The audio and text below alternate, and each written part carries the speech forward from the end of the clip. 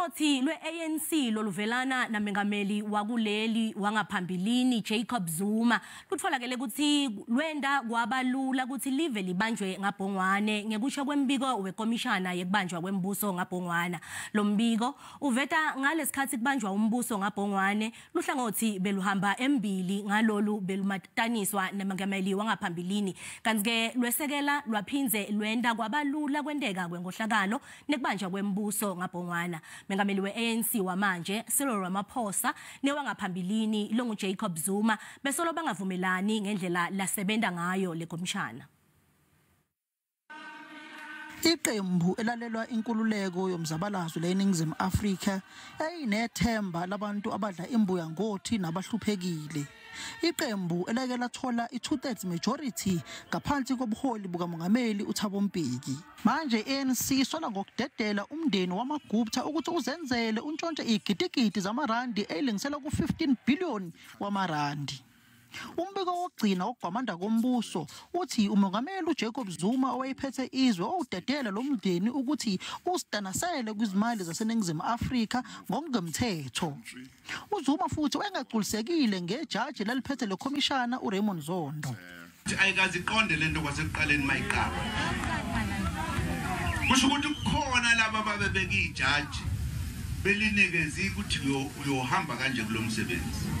Kodwa ngase ngithulake ngathi hayi ake ngilalele ngalijaji selifikile. Ngalenkathi ke sengithi wendoda wendoda uyenzelela angufuni la base behlangabezana nenkinga yokuthi onke ama commission amanye ngiwenzile nami awulenzi libe nosihlalo yedwa.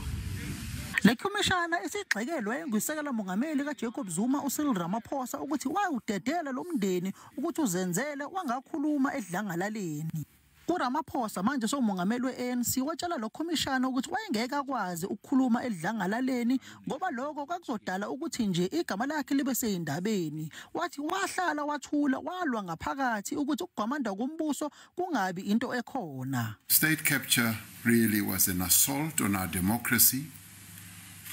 It violated the rights of every man, woman, and child in this country. Through the various reports released by the Commission, we have come to understand what happened, who was involved, and we've also come to understand the effect that state capture had on our state, on our economy, as well as on our society. Ababehongqongqoshe bayo iANC usiyabonga Cwele kanye noDavid Mahlobo bathola ukuthi nabo baba nesandla ekugwamandeni kwamandla ombuso. Isigungu esiphezulu senhlangano ebusayo sizohlangana namhlanje ebusuku ukubhunga kabanzi ngalombiko kaZondo. Ngingusamkela Maseko ngibekele izindaba zeSABC eGoli.